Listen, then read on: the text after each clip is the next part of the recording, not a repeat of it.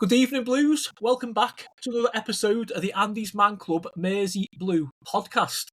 So tonight we are going to cover the Everton versus Sunderland FA Cup third round game from the Dixie the other day.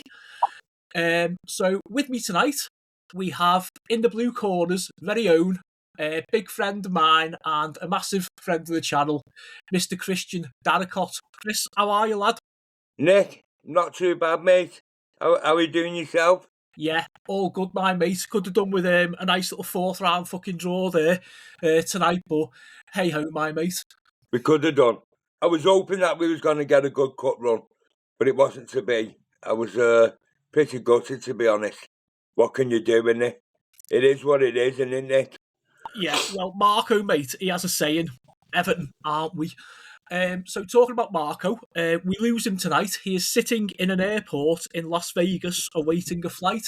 So Mark, I know you're going to be listening later, mate. So all the best from me and Chris. And also send a little bit of love and a little bit of a shout out to Carlos, who is still recovering from a really bad fall. He's on painkillers and he's in a bad way. So keep him in your prayers and thoughts, please, Blues. Line up 4-2-3-1. Jordan Pickford between the sticks. Patterson right back, Tarkowski and O'Brien in the middle, Nikolenko left back. In the middle we have Merlin Roll and Jimmy Garner. In front of them, Tyler Diblin, Harrison Armstrong and Dwight McNeil all backing up Beto. So the first half starts, Sunderland starts stronger and they have a couple of early chances. 22 minutes, Harrison Armstrong hits a shot from the edge of the area, that goes wide, and wouldn't you know it, 8 minutes later, on the half-hour mark, Sunderland open up the scoring. A throw-in comes over. The ball's controlled and laid off. I think it's Mayenda. There's Endo Lefay, and he just volleys it home. 1-0, the Mackhams. 37 minutes, big chance for the Blues. Dwight McNeil plays Mikolenko in. He runs on, it's a shot, and it goes wide at the right-hand post. Couple of minutes before half time, big save from Jordan Pickford. Corner comes in. McKaylee, it is. He connects with an overhead kick, and JP gets down, manages to push that one away. And then he comes to the rescue again a couple of minutes later. He saved a rocket from the edge of the area by Mundell. And wouldn't you know it, the Blues had a late chance, 45+2, for an equaliser. It's our Ukrainian friend again, Mikolenko. Shoots wide after some nice work on the wing from Tyler Diblin. Half time, Everton 0, Sunderland 1. And here's what Mark thought with his little soundbite from Las Vegas tonight. Hey, good morning, Nick, Carl, Chris, and the rest of my fellow Blue Bastards. Carl, I hope your shoulder's feeling better, bud. I'm checking in today from DTW in Detroit, Michigan. Today's a travel day back to work for me. As you guys already know, we faced a solid Sunderland squad with a very deep bench while we deal with some lingering injury issues, some fresh suspensions, and the most Everton thing of all, we should be having paid for young talent that seems to never leave the bench. As predicted, we did not come away with a win, but as not predicted, we saw some promising development in the form of some play by a couple of our more youthful players that haven't logged many minutes as of yet. First half was pretty one-sided. It took the Cats 29 minutes and change to get on the board with a strike from Lefay. This play actually reminded me of the Tarkowski goal that tied up the last dance at our beloved Goodison Park right as time expired against the Shite. Set piece, long throw that somehow managed to land inside the area without anybody touching it before it grounded. Skipped right to a Sunderland player with 4 Evertonians around him that allowed him to make a volley to Lefay, who had 0 Evertonians around him, and bang, it was 1-0. From that point, there were quite a few cough-ups that Jordy had to defend, notably a beautiful pass from Patterson straight to Lefay for a bend and strike from the edge of the box. Miko shortly afterwards finds himself on the attacking side of the pitch with a nice through pass. He could not convert, but the shot rolling wide right. Right before half, we saw what I thought was a very impressive bicycle kick strike from Bukele, I'm not sure. With Jordan rising to the occasion once again. The statistics back up what we witnessed. It was pretty one-sided. Passes completed were 180 to 268 in favor of Sunderland. Possession time 40% to 60%, and 3 corners to 0, 0 set pieces for us. So thank God for Jordy. He kept us in that first half there. Okay, Chris, give us your thoughts on that first half, mate. Let's just say I'm going to just bypass the first 18 minutes because we didn't even get a touch of the ball, which I was disappointed at, because when you're at your own ground, you'd expect your team to have ball control, don't you? I mean, at least like in the first 5 or 10 minutes, you expect the home team to have that. And we didn't see the ball for 18 minutes, I think it was. And when we did get the ball, we had it consistently for about 9 minutes. We took a few good shots. Mikalenko, like you said, quite surprised. He stood up in the first half for us. Missed a couple of shots. Next thing, Alison Armstrong's on the floor. Keeper jumped up, come down, studied his head. And from then it went tits up. Within a couple of minutes of him getting up off the floor, they've scored a goal, and you've got to give it to him. It was a really good goal as well. You know what they scored, and we're 1-0 down. And like you said, Jordan Pickford was off his feet in that first half. I mean, he was going mad at Tarkowski. I didn't think I don't think he really had a good game yesterday. And to be honest, Tyler Dibbling, I mean, he was okay in the first half. He did have a few good passes. Merlin Rowe for me yesterday, he was I know a lot of Blues will disagree with me, but he did stand out to me at one point yesterday when he knocked the ball in for Beto. And Beto was just stood there looking at the sky. He don't know what he was looking at. And if he'd have got it if he'd have controlled it, he'd have got the goal, no problem. And it was a fantastic ball by Rowe. Like you said, and we go in 1-0. I'm still in shock now, Nick. I am. I really am. I knew we was going to get a tough game. It's Sunderland. Yeah, it's really bad, mate, isn't it? I think, without sort of jumping forward on my final thoughts, but there isn't like an awful lot to play for now, except for that like top 10 place. I am absolutely gutted that we've gone out of the FA Cup so early. Never mind. Let's go over to our amazing sponsors, Andy's Man Club. Life is hard, and we all have bad days. There are times when we feel we can't cope. This is the time we need to reach out and talk to someone.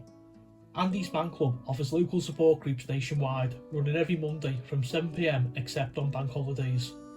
In these groups, men can open up about the issues affecting their lives in a safe, non-judgmental environment. Our clubs are designed to be free of pressure. There is no obligation for men to speak, they can simply listen if they wish. Find us today at www.andysmanclub.co.uk. Help one guy, save one life. Andy's Man Club, it's good to talk. Welcome back, guys. That was our amazing sponsors, Andy's Man Club. Remember, lads, it's good to talk.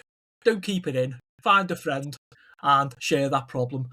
Okay, so the second half. Everton have a better start to the half. They couldn't really do much worse. An early chance, 5 minutes in, by Beto from a header. 67 minutes, Mikalenko with another one of those long-range shots, saved again.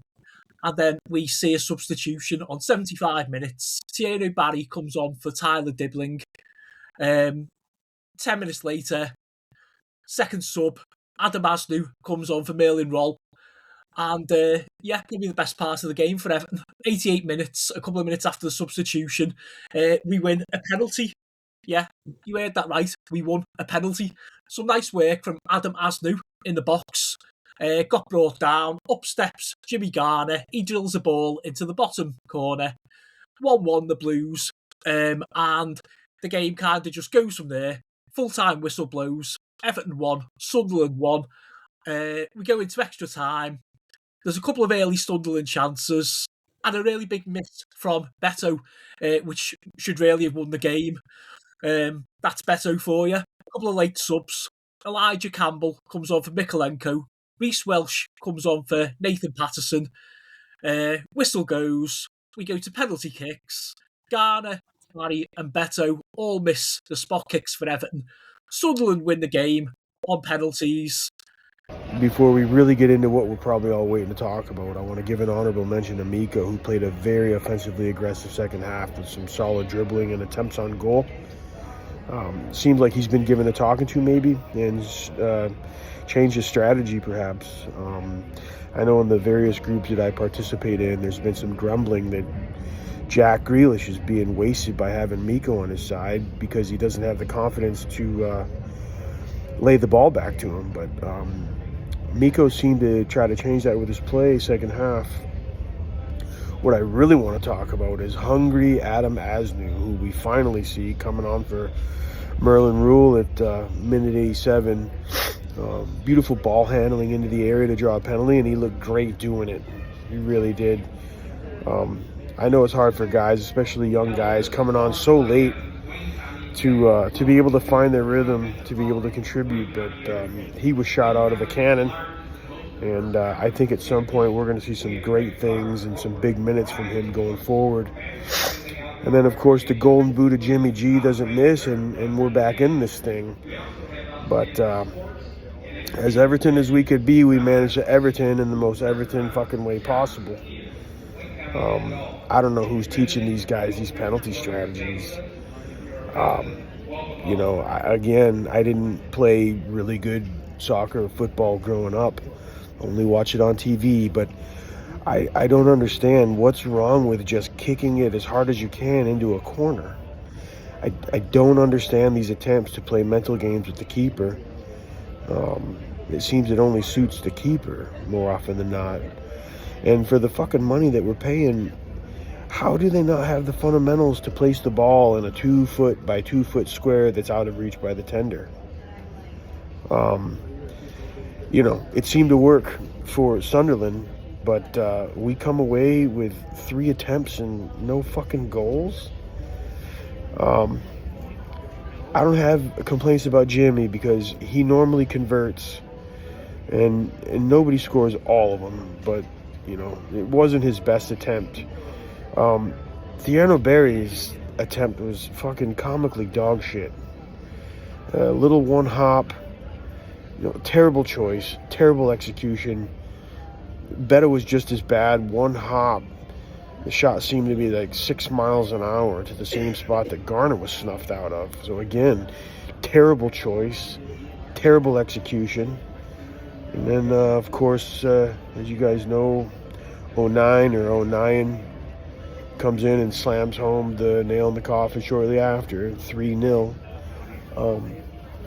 Credit to Robin Roofs, 6'4", played fantastic. He either guessed really well or did his research because he seemed to have made those saves quite confidently. I know when he slid over to save Jimmy Garner's shot, he had a smile on his face. It's like he knew that he had guessed right or that his intel ops had paid off. So kudos to him. He played out of his shorts in those in the penalty phase. I hope to see Anzu get a whole lot more time. I think the positive from this match is that our bench just got a little bit thicker. I think he's earned enough trust to get some more minutes going forward. We're obviously out of both cups and all the extra revenue that comes with it, which has been an issue in years past, but we can still play a fair European spot, and that to me is better than anything we've been able to do for the last few seasons anyway. So onward or upward, boys, and we'll see you next match, which is Villa Park on the 18th. Chris, give us your thoughts on that second half and penalty shootout, mate. Well, second half, I will admit, we played slightly better than we did in the first half. We had a lot more chances, I thought, in the second half. But like you pointed out, the Beto chance, we could have killed the game there and won it, really, And for me as well, bringing Barry on, I thought maybe the 65th minute he could have brought him on, Them extra 10 minutes just with Beto. 2 strikers up front, I think half an hour, 35 minutes, you're gonna get a goal out of one of them, at least. But like you said, the the Beto chance, it should have buried it. Should have buried it. Genius move by Mars, by the way, bringing young Adam Asnew on. The lad who looks like he's been playing professional since he was born. I mean, instantly he had an impact the minute he come on. He went straight for the ball, like a pit bull. He went for the ball, got the ball, and started making opportunities. This is before he's even anywhere near the opposition box. I thought he was fantastic. He got us the penalty, like you said, and lo and behold, Everton actually finally get a penalty given to him.